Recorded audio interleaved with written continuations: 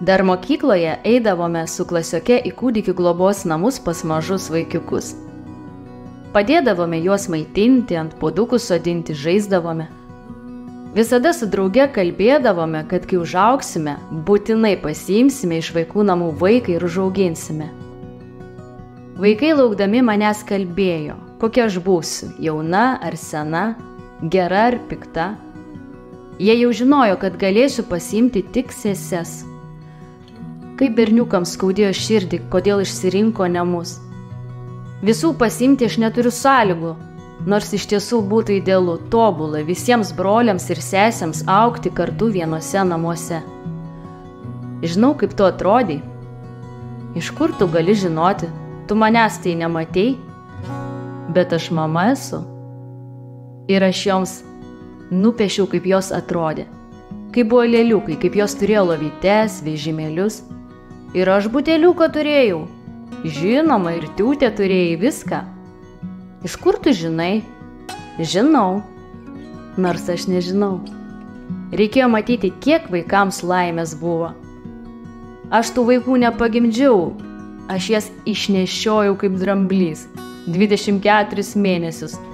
Su visais skausmais, su komplikacijomis. Turėjome praeiti krūvą emocijų, nuo pykčio iki meilės, nuo skausmo iki džiaugsmo. Labai daug visko. Net buityje nusiprausti, išmokti dantukus išsivalyti, neverkti, kai mama galvą plauna. Juk aš nieko blogo nedarau, o toks žviegimas mažosios būdavo. Jos turi daugybę baimių. Jos nepažinojo kai kurių produktų. Kai vyriausias sūnus sugalvojo jas palepinti ir atvežė visų vaikų mėgstamą pizzą, tai jos nežinojo, kaip ją valgyti. Supjauščiau, bet niekaip neįkalbinau, kad bent paragautų. Želė jiems baisu buvo. Mažoji naktimis pabudusi klykdavo nežinia dėl ko. Rankomis ir kojomis mane kaip varliukas apsikabindavo, o aš ją nešiodavau, kad nusiramintų. Jos vadina mane mama. Mane myli, aš jas myliu. Jos man jų dukras yra ir mes džiaugiamės. Kodėl visuomeniai tos vaikus žiūri kitaip? Kodėl jiems užklijuotos etiketės ir niekaip neįmanoma jų nuplėšti? Dažnai nelabai turėdama ką pasakyti, tiesiog patylėdavau. Iš pradžių tai pikta būdavo. Galvodavau, kaip nesuprantate. Bet juk ir neturi to suprasti. Visą tai reikia išgyventi. Aš matau, kad manęs labai reikia tiems vaikams. Esu iš tų žmonių, kad turi būti gerai padaryta, kad visko po truputį vaikams neužtenka.